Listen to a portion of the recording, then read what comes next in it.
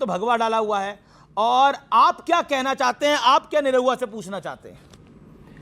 निरहुआ भैया, हम लोग तो 40 दिन शूटिंग पे साथ में रहे और सीन देखते थे, बातें करते थे।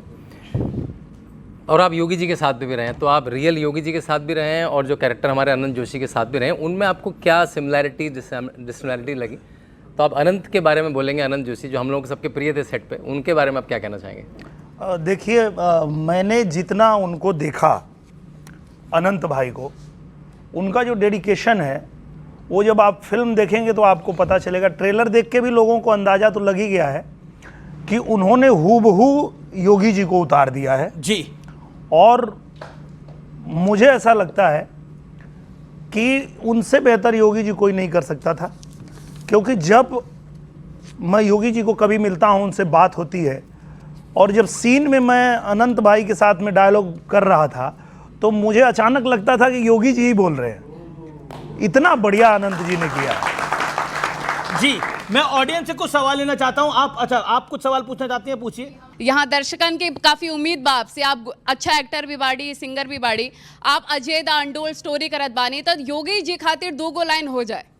योगी जी खातिर एकदम वो गाना भी फेमस है, बाबा जी वाला। घुस जल बिलिया में सांप बिच्छू गोजर,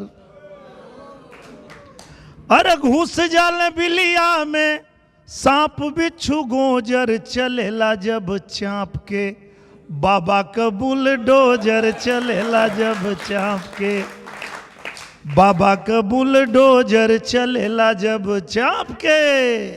सब लोग क्या है, जब फिल्म की बात हो रही थी सब कुछ योगी जी में, भगवान योगी जी सब अच्छा। निरहुआ जी, आप तो उनके नजदीक रहते हैं, बातचीत करते हैं, उनमें खराबी क्या है, एक आध चीज ये भी तो बताइए। कमी और बुराई सभी में भरी है, कमी के बिना कोई आदमी नहीं है। मुझे कोई ऐसा बगीचा दिखा दो जहां के गुलाबों में कांटे नहीं है। कमी की बात करते हैं, अब ये कमी की बात करते हो तो उनके हित में है। नहीं, आप नहीं, कमी को बताइए लोगों में ताकि वो सुधारें। उसी पे आ रहा हूं।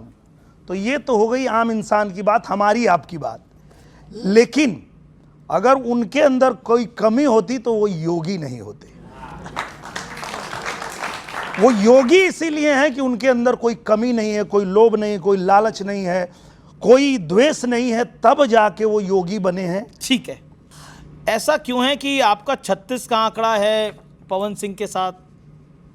नहीं, बिल्कुल नहीं, वो तो मेरे छोटे भाई हैं और हमारे दोनों के बीच बहुत अच्छे संबंध है। खेसारी लाल यादव के साथ बहुत अच्छा संबंध है, वो भी मेरे छोटे भाई। पर ये संबंध अच्छा दिखता क्यों नहीं है? हर जगह दिखेगा आपको, हमारे बीच में अभी तक तो नहीं दिखा। नहीं, दिखेगा कि फ्यूचर का प्लान है ये? नहीं।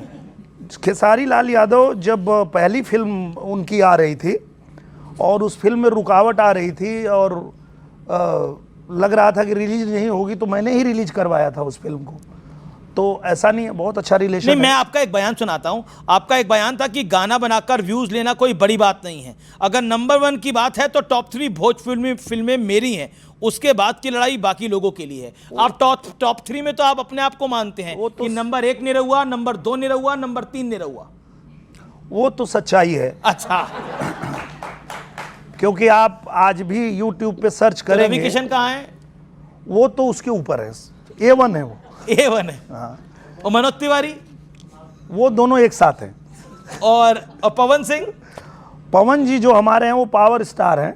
पावर वहीं से शुरू होता है, वहीं खत्म होता है। ओके, नहीं पर तो आपने बताया नहीं, ये नंबर 1, 2, 3 में कहीं पवन सिंह नहीं आ रहे? नहीं, वो मैं जिस भाव में कहा, जिस वजह से कहा, वो तो आप जान लीजिए कि जितनी भी फिल्में आई हैं, चाहे मेरी आई हो, पवन जी की आई हो, खेसारी जी की आई हो, जब आप सर्च करने जाएंगे तो आपको पता चलेगा कि जो 30 करोड़ 40 करोड़ लोगों ने फिल्में देखी है, उसमें टॉप 3 नहीं, टॉप 5 फिल्में मेरी ही है।